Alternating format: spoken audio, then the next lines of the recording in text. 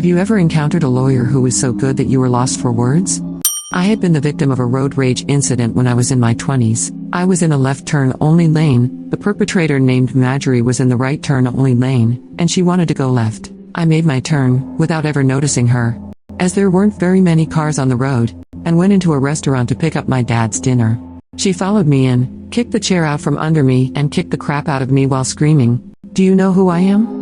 Luckily, one of the waiters got her license plate number. I had 8 broken ribs, a fractured cheekbone, and she had ruptured all of my stitches from my gallbladder surgery that I'd had 2 weeks prior. She tried to have me arrested for assault, saying that I threw her against her car. I'll come back to that. At my first court appearance, the prosecutor took me into a room and wanted me to drop the charges against this woman. I obviously refused. The prosecutor said, "You are 22, you work as a hairdresser, and you live with your parents. You are nothing. Marjorie is a pillar of the community, and is the child psychologist for the county, so I'd think real hard over this." I did point out that I had brought a witness, the waiter, as well as notarized affidavits from several people who were in the restaurant at the time, and CCTV footage from the restaurant, too. She refused to allow them to be admitted. Wasn't she supposed to help me? The judge wanted me to let the perpetrator have my car fixed. She broke a window and keyed the door, by some unlicensed guy, whom she had treated when he was in school. I agreed to an estimate, but I was going to get my own estimate as well.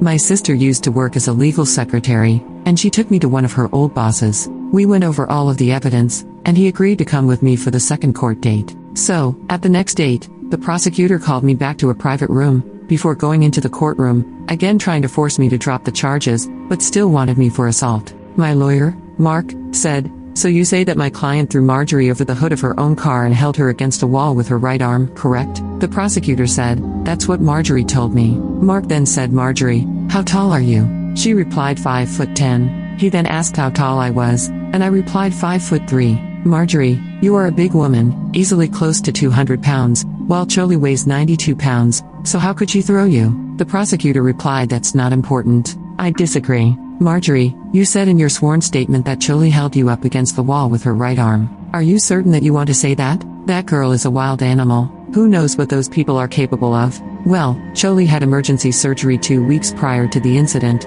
on her right side, and still cannot lift that arm past shoulder level. No thanks to you. Also, she's left-handed. Checkmate. Marjorie, at this point, jumped up and started screaming about how important she was and I was just white trash, when Mark stood up, looked down at her and said, "Lady, you might have convinced this prosecutor that you're somebody special, but I have, in my briefcase, a filing ready to go to the state board, along with all the evidence from this case, as well as sworn observations about your general behavior from your fellow psychologists and some of your neighbors. You will never be able to work again once I'm through with you, so I suggest that you sit down and admit that you lied and that you beat this white trash girl for no reason." Then, he turned to the prosecutor and said, "How dare you assume that someone is guilty because they're not from this town? What does that prove? Or are you just bored and lazy?" Marjorie had to pay for all of the damage done to my car, as well as the ambulance service, medical costs relating to everything that she did to me, and the damage she did to the chair in the restaurant.